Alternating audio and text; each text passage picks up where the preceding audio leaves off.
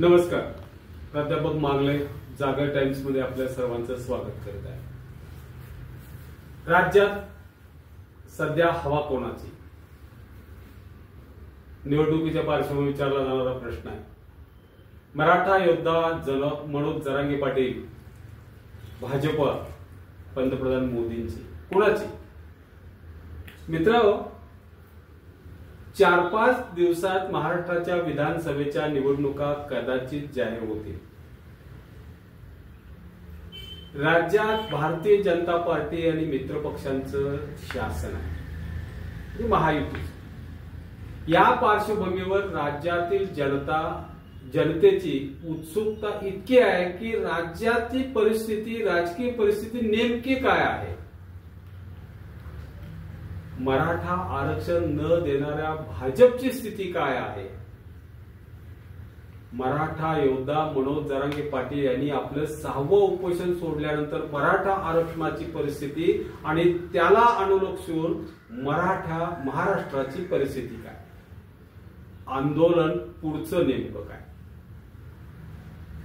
मनोज दादा जरांगे पाटील हे 288 जागा लढवणार की पाडणार? दसऱ्याच्या शुभ मुहूर्तावर मनोज दादा जरांगे पाटील राज्यात परिवर्तन घडवतील का?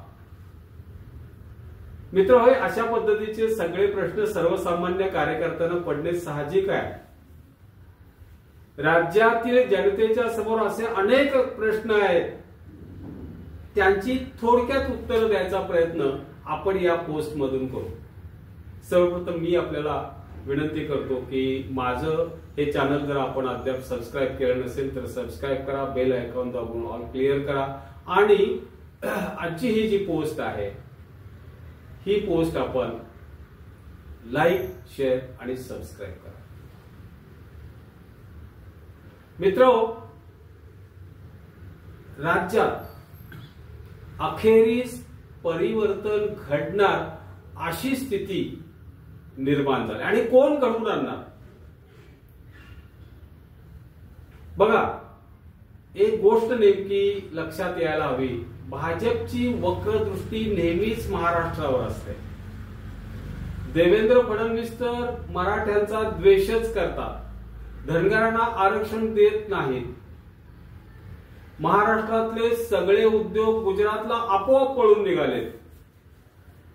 महाराष्ट्रातल्या प्रमुख संस्था मुंबईतून गुजरातला चाललेत, सुरत, अहमदाबादला. महाराष्ट्राच्या वाट्याचं पाणी गुजरातला जातंय. काय काय आणि किती ह्या गोष्टी ऐकायच्या. पण आता जरा आणखी वेगळंच ऐकायला मिळतंय. काय की जे आपल्यावरती अन्याय करत होते ती मंडळी, गृहमंत्री अमित शहाचे महाराष्ट्राचे दौरे एकसारखे सुरू आहे. त्यांच्या पाठोपाठ केंद्रीय मंत्री सुद्धा येत आहेत. देशाचे पंतप्रधान नरेंद्र मोदी यांनी तरी एका महिन्यात 3 वेळा महाराष्ट्र दौरा केला. हे सगळं का बरं घडतंय? विधानसभा निवडणुकीला, लोकसभा निवडणुकीत जे घडलं ते घडू नये यासाठी हे सगळं घडतंय. काय करता येईल त्यासाठी? का नुसते फुके दौरे करूनच निघून जातील? असा भारतीय जनता पार्टी समोर एक प्रश्न आहे. मित्रांनो, देशाच्या तिजोरीमध्ये महाराष्ट्रातून राज्यातील जनता सर्वाधिक पैसा कर रुपयांना जमा करते. मुंबई तर देश पातळीवरती सर्वाधिक पैसा देणारं, कर जमा करणारं शहर म्हणून ओळखलं जातं. पण राज्याच्या वाट्याला काय येतं? कधी विचारला स्वतःला प्रश्न? असा प्रश्न कोण स्वतःला करत नाही. आज राज्याचे दरडोई उत्पन्न 6व्या क्रमांकावर घसरले म्हणतात. याला कारण गेल्या 10 वर्षातील केंद्राने महाराष्ट्रावर आणि राज्याने महाराष्ट्रावर केलेला सर्वतोपरी अन्याय हेच प्रमुख आहे. असं नाही की महाराष्ट्रातील जनता कष्टाळू नाही किंवा महाराष्ट्राच्या जनतेचा थोडक्यात बुद्ध्यांक कमी आहे असं आहे का? नाही. मग काय कमी पडतं? राजकीय इच्छाशक्ती कमी पडते आणि राजकीय मदत देण्याची प्रामाणिकपणा जे आहे तो कमी पडतो. मदत होत नाहीये महाराष्ट्रातल्या जनतेला. यापूर्वी काही बातम्यांची आपण हेडिंग वाचतो. गंमत बघा, देशाचे भाजपचे केंद्रीय मंत्री नितीन गडकरी असं म्हणतात, पहिली ओळ, लाडकी बहीण योजनेमुळे शासनाच्या अन्य खात्यातील अनुदानाची रक्कम थकली आहे आणि विकासावर त्याचा परिणाम होत आहे. दुसरी बातमी, लाडकी बहीण पाठोपाठ लाडकी बहीण योजनेसाठी आठवड्यामध्ये 3,500 कोटीचं कर्ज काढावं लागतं. तिसऱ्या बातमीचा मथा, राज्यावरील कर्जाचा बोजा 8 लाख कोटीवर पोहोचला. पुढची बातमी, मथळा फक्त, पंतप्रधान नरेंद्र मोदींचा महाराष्ट्रात एकाच महिन्यात तिसऱ्यांदा सलग दौरा. चौथा मथळा आहे, सर्वेचा रिपोर्ट असा सांगतो की हरियाणा आणि जम्मू काश्मीरमध्ये भारतीय जनता पार्टी हरणार आणि त्याचा परिणाम राज्यातील विधानसभा निवडणुकीवर होणार. पुढच्या बातमीचा मथळा, तर इकडे छत्रपती संभाजीराजे राज्यातील जनतेसह एक गोष्ट शोधतायत. काय? 8 वर्षापूर्वी म्हणजे 2016ला पंतप्रधान नरेंद्र मोदींनी अरबी समुद्रात छत्रपती शिवरायांचं प्रतिमा करणार होतं, त्याचं भूमिपूजन केलेलं होतं. ते स्मारक शोधायसाठी संभाजीराजे गेलेले आहेत, शोधूनही सापडले नाही. आता गंमत सांगतो, लोकसभा 2024चा निकाल म्हणजे आता राज्यात परत भारतीय जनता पार्टी सत्तेवर येणार नाही अशी जनतेची ठाम खात्री झाली आणि नेत्यांचीही भावना अशीच झालेली आहे बहुतांशी की आता राज्यात भाजप येणे नाही. कारण बातम्यांचे मथळे वाचतो, ऐका फक्त. माजी मंत्री स्टालवर्ड भाजपचे मोठे नेते हर्षवर्धन पाटील भाजप सोडली. खानापूरचे माजी आमदार माजी मंत्री राजेंद्र देशमुख भाजपला सोडचिठ्ठी देणार. फलटणचे माजी मंत्री सभापती रामराजे निंबाळकर अजितदादांची साथ सोडणार म्हणजे महायुतीची साथ सोडणार. थांबवा, फार मथळे नको. या सगळ्या बातम्यांचे मथळे प्रातिनिधिक स्वरूपात म्हणून जर बघितला तर एक गोष्ट दिसून येते, भाजप आणि त्यांच्या मित्र पक्षांचे जनतेतच नव्हे तर नेत्यांचाही त्यांच्यावर विश्वास राहिला नाही. भारतीय जनता पार्टीचा कारभार हा यावरून लक्षात येतो. तपास यंत्रणा, त्यातही प्रामुख्याने ईडीच्या दहशतीने राज्य केलेले भारतीय जनता पार्टीचे केंद्रातील असो वा राज्यातील सत्ता असो, कारभार कसा आहे हे जनतेच्या या संतापातून लक्षात येते आणि प्रामुख्यानं 2024च्या लोकसभा निवडणुकीचे निकालावरून लक्षात येते. त्यातही आता हरियाणा आणि जम्मू काश्मीर जर विरोधात गेले तर झालंच.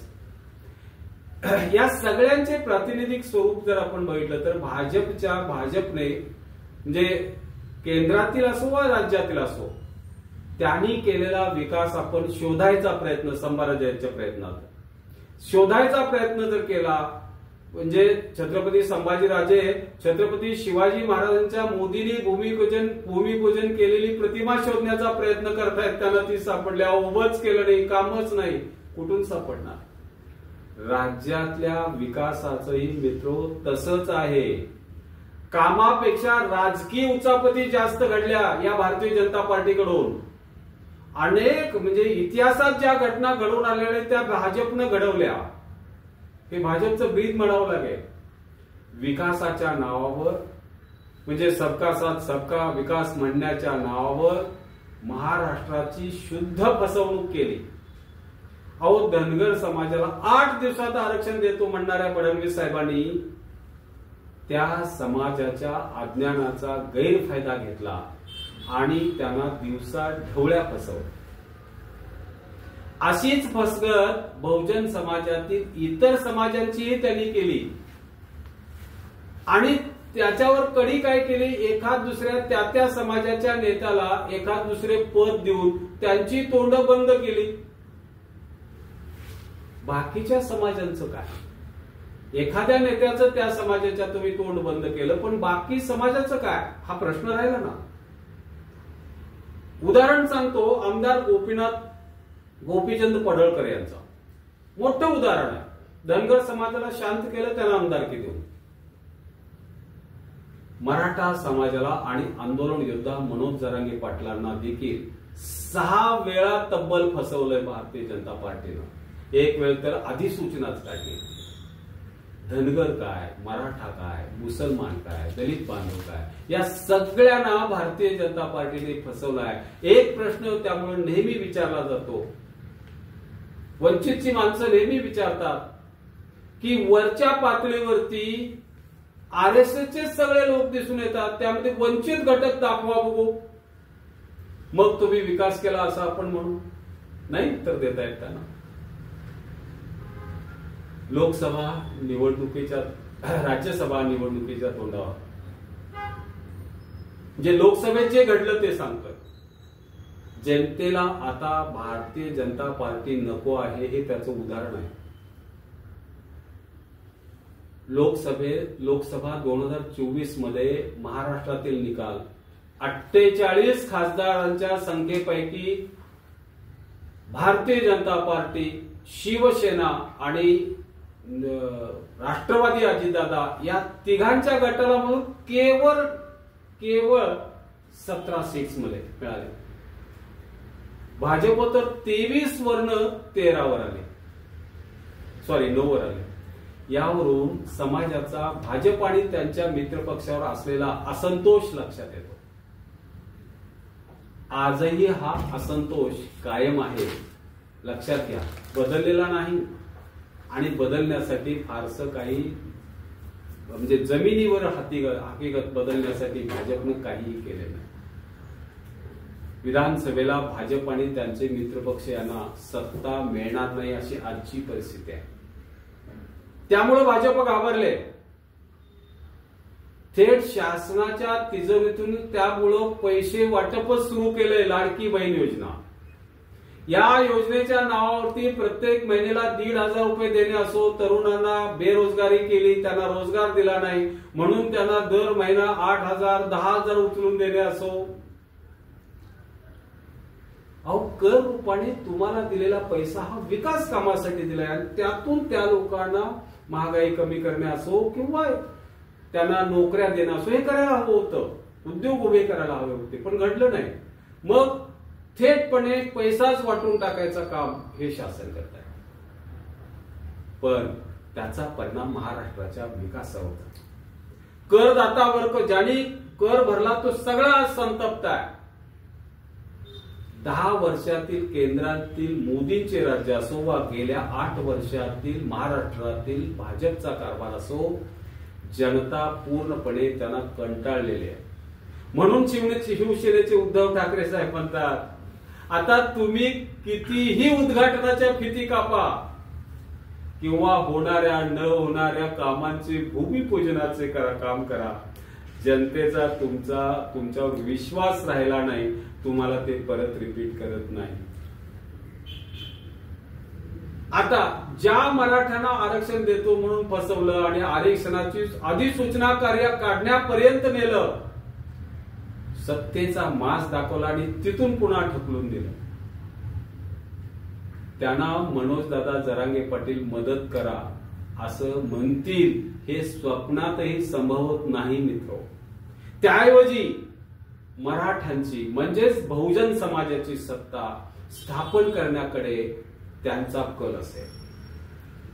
बहुजन समाजाच्या व्यक्तीला म्हणजे मराठा सहित नेते म्हणून निवडून आणून गोरगरिबांची सत्ता आणणे हे माझं ध्येय राहील असं मनोजदादा जरांगेंचं मत आहे.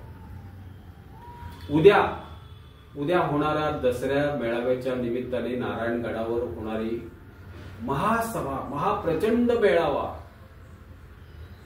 हा आता मराठ्यांचा राग किती टोकावर पोहोचलाय हे दाखवून देणार आहे. दादांच्या पाठीमागे किती बहुजन समाज, केवळ मराठा म्हणत नाही, बहुजन समाज उभा आहे, केवळ मराठा नव्हे हे लक्षात ठेवा. आणि हा सगळा परिवर्तनासाठी सज्ज आहे हेही लक्षात येईल. राज्यातील बहुतांशी लोकांचं मत काय आहे ते म्हणतात. आमचं म्हणणं कसं, तर मनोज दादा जरांगे म्हणतील तसं. धन्यवाद मित्रांनो.